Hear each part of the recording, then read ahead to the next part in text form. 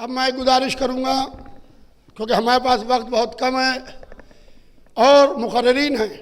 ابھی ہمارے پاس دانشور حضرات میرے سامنے بیٹھے ہیں. جناب افضل امام صاحب ایڈوکیٹ بامبے سے تشریف لائیں. جناب فخر الحسن صاحب بامبے سے تشریف لائیں. جناب شانو بھائی سہارنپور سے تشریف لائیں. جناب سلمان زیدی صاحب چیئرمین چرتھاول.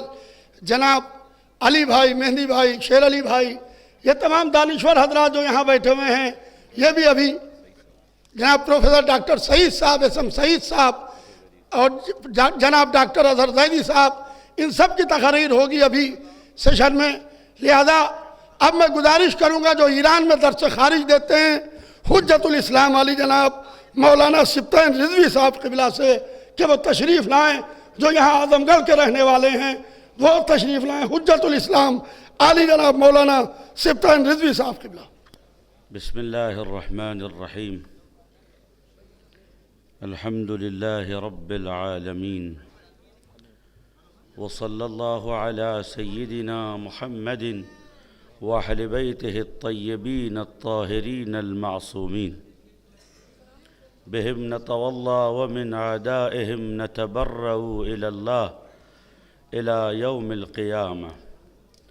قال الله تعالى في كتابه المجيد بسم الله الرحمن الرحيم قل إنما أعدكم بواحدة أن تقوموا لله مثنى وفرادا وثم تتفكروا. صلوات بر محمد وآل محمد. سارے شیعہ ہیں، صلوات قاعدے سے پڑھیے. اللہم صلی علی محمد وآل محمد. صدر محترم، حضار، علماء، فضلاء، صاحبان ادب و فہم و مدققین و معددین و محققین، ذوی الاقدار و صاحبان اجلال و اکرام، سلام علیکم وحفظکم اللہ واسترعاکم. سورہ مبارکہ سبا کی 46 نمبر آیت کی تلاوت کی ہے جو اس ہمارے جلسے اور اس پاک اور مقدس نشست کا عنوان ہے کہ اے میرے حبیب کہہ دیجئے میں تو بس ایک بات کہنے آیا ہوں، وہ یہ کہ ان تقوموا للہ مثنى وفرادا. اے مومنو، اللہ کے لیے قیام کرو چاہے تم ایک ہو یا دو ہو. ثم تتفکروا، اور اس قیام کا مقصد فکر ہے، اندیشہ ہے، غور ہے، خوض ہے. جو قومیں سوچنا نہیں جانتی ان قوموں کے لیے کوئی اور سوچتا ہے. جو قومیں فکر آشنا نہیں ہوتی ہیں انہیں سمندر پار سے افکار کی بھرمار میں غرق کر دیا جاتا ہے. بحول اللہ والمنہ شیعہ پرسنل لا بورڈ کا قیام عمل میں آیا. اس بورڈ سے کسی کو یہ خلش نہ ہو کہ صاحب مسلمانوں میں دو حصے ہو گئے. ہرگز نہیں، ہم سب ایک ہیں، لیکن عقیدہ توحید میں ایک ہیں، عقیدہ معاد میں ایک ہیں، عقیدہ نبوات میں ایک ہیں، لیکن عقیدہ ہدایت و امامت میں ہم الگ ہیں.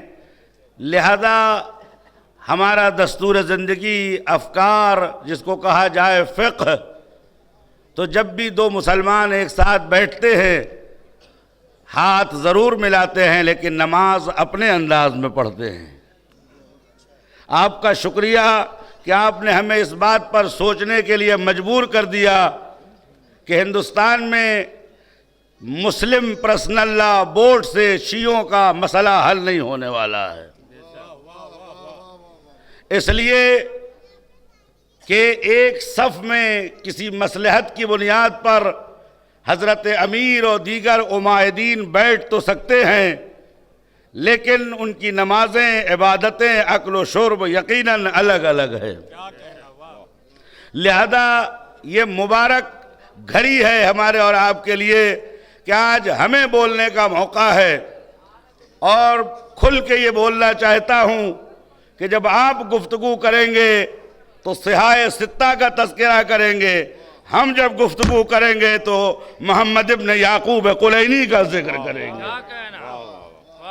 لہذا شیعہ پرسنل لا بورڈ کا قیام ضروری تھا، اور جس نے بھی یہ عمل مستحسن انجام دیا طوبیٰ لہو و حسن مآب۔ صلوات پڑھ دے محمد۔ میں چند باتیں عرض کرتا ہوں علماء و فقہاء اور حضار کی اجازت سے۔ پہلی بات تو یہ ہے کہ آج معاشرے میں ایک نیا سلسلہ شروع ہوا ہے۔ یقیناً قوم کی اصلاح کی فکر علماء کو ہونی چاہیے، خطباء کو ہونی چاہیے، لیکن اصلاح جس طرح اپنے بچے سے بند کمرے میں کرتے ہیں ویسی قوم کی اصلاح ہونی چاہیے۔ فیس بک پہ قوم کو بدنام نہ کیجیے، واٹس ایپ پہ قوم کو بدنام نہ کیجیے۔ جس کو آپ تبلیغ سمجھتے ہیں وہ تبلیغ کا ڈھنڈورا ہے، تبلیغ نہیں ہے۔ تبلیغ کا طریقہ ہے کہ جس طرح آپ اپنے بچوں کو اپنی ناموس سمجھتے ہیں، اپنی عزت سمجھتے ہیں، ویسے ہی قوم کو عزت و ناموس سمجھیے۔ ایسا نہ ہو کہ ہماری کمیاں اگر ہوں کہ نہیں ہیں انشاءاللہ دوسروں تک پہنچیں۔ دوسری بات یہ ہے کہ ہم سب کو مل کر اپنا سیاسی مستقبل طے کرنا ہوگا۔ ہم ووٹ بینک کب تک بنتے رہیں گے؟ کب تک غیرے نتھو خیروں کی جھولی میں گرتے رہیں گے؟ اٹھیے، اللہ تعالی ہم سے مانگ کر رہا ہے کہ اب آپ اقلیت میں نہیں ہیں، الحمدللہ یا روح کثرت ہیں یا بے روح قوت ہیں۔ الحمدللہ بحول قوہ الہی آج دنیا میں جس کے ہاتھ میں پرچم اسلام ہے وہ قوم شیعہ ہے۔ جو مسائل ایک عرب مسلمان نہیں حل کر سکے وہ 50 کروڑ مسلمانوں نے حل کر کے دکھا دیا، اور ان مسلمانوں کے پیشانی پہ ایک ہی چیز لکھی تھی، لبیک یا حسین نفدی کا بالروح والدم۔ میرے استاد خدا رحمت کرے آیت اللہ العظمیٰ محمد تقی بہجت رضوان اللہ تعالی فرمایا کرتے تھے، مسلمانوں کو میں نام نہیں لوں گا، مسلمانوں کے مسائل چاہے مشرق وسطیٰ میں ہوں، چاہے ہندوستان میں ہوں یا دنیا کے کسی کونے میں ہوں، اس لیے نہیں حل ہو رہے ہیں کہ ان کے پاس زور توحید تو ہے لیکن جذبہ حسین ابن علی ابن ابی طالب علیہ السلام نہیں ہے۔ تیسری بات جو میں کہوں گا وہ بہت غور سے سننے کی بات ہے کہ ہماری تعداد کم ہے، اور آج دنیا میں کثرت حرف اول اور گفتگو اول کی مالک ہے۔ ابھی آپ نے دیکھا کہ کسی کا عبادت خانہ کسی کو دے دیا گیا، کیوں؟ اس لیے کہ ہم قلیل تھے، ہم کم تھے۔ عزیزوں، اپنی کثرت بڑھائیے۔ حضور سرور کائنات حضرت محمد مصطفیٰ صلی اللہ علیہ وآلہ وسلم نے فرمایا انی اباہی بکم الامم ولو بالسقط، اے میرے چاہنے والوں، قیامت کے دن میں اپنی امت کا فخر کروں گا۔ یقین رکھیے اس امت کو موجب فخر قرار نہیں دیں گے جس کو علی کے گھر کا پتہ نہ ہو۔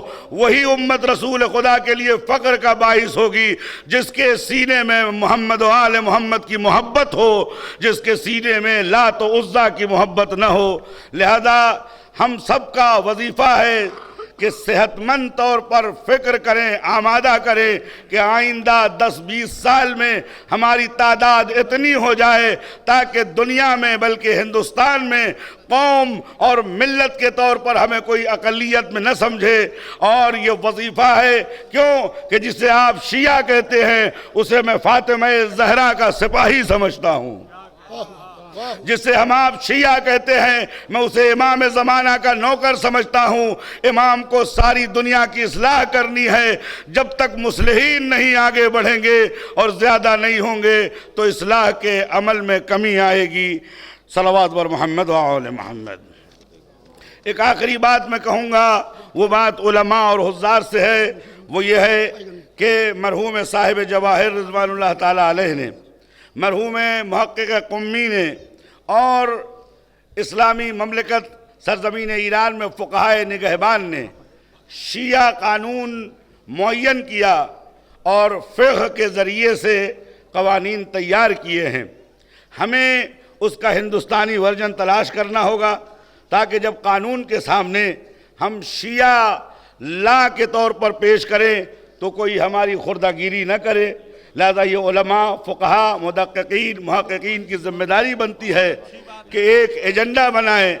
ہم تو یہ کہتے ہیں کہ بھائی نفاذ فقہ جعفری ہو، لیکن جب ہم سے جج پوچھے گا کہ اس سلسلے میں آپ کا اوپینین کیا ہے، آپ کا نظریہ کیا ہے، آپ کے افکار کیا ہیں، تو ہمارے پاس کوئی مضبوط اور مکتوب ایجنڈا ہونا چاہیے۔ لہذا اسی جلسے سے تقریر کر کے گفتگو ختم نہ ہو جائے، اپنے اپنے گھروں کو نہ چلے جائیں، ذمہ داریاں تقسیم کی جائیں، افراد کے حوالے کی جائیں، تاکہ آئندہ کا جو جلسہ ہو اس میں یہ پیش کیا جائے کہ یہ ہے شیعہ پرسنل لا بورڈ جو ہندوستان کے اوضاع اور مواضع کے مطابق قابل عمل و اجرا ہے۔ اور آخری بات میں یہ کروں گا وہ یہ ہے کہ اس اسٹیج کو، اس مقدس سرزمین کو شخصی اور پرسنل اختلافات کا ذریعہ نہ بنائیے۔ یہ قوم نے ہمیں دیا ہے، اس سے قوم کے مسائل کو حل کریں۔ سب سے پہلی عفت لسان، اخلاق، محبت اور عزت۔ کوئی کہیں بھی جاتا ہو اگر وہ علی کا چاہنے والا ہے تو وہ ہمارا بھائی ہے، آل محمد سے محبت رکھتا ہے تو وہ ہمارا بھائی ہے۔ ہم اس کے لیے دعائے خیر کر سکتے ہیں، دعائے سو نہیں کر سکتے۔ اور آخری بات یہ ہے کہ جتنے لوگ حاضر ہیں، میں مولانا یاسوف صاحب اور حضار کا شکریہ ادا کرتا ہوں کہ قوم کو کم سے کم یہ امید تو ہے کہ جب بھی کوئی مسئلہ پیش آئے گا تو یہ فون اٹھاتے ہیں، مسائل کو حل کرنے کی کوشش کرتی ہیں۔ لیکن افسوس یہ ہے کہ صرف یاسوف صاحب کیوں یہ کریں، ہر ضلع کا ہر عالم اپنے اندر یہ کیپیسٹی پیدا کرے کہ قوم اپنے اپنے علماء سے مراجعہ کرے، اور یہ تبھی ہو سکتا ہے جب سب ید واحد ہو جائے، دست واحد ہو جائے۔ ان کی بات قوم کی بات، قوم کی بات ان کی بات۔ آخر دعوانا الحمد للہ رب العالمین، وصلی اللہ علی سیدنا محمد واہل بیتہ الطیبین الطاہرین المعصومین۔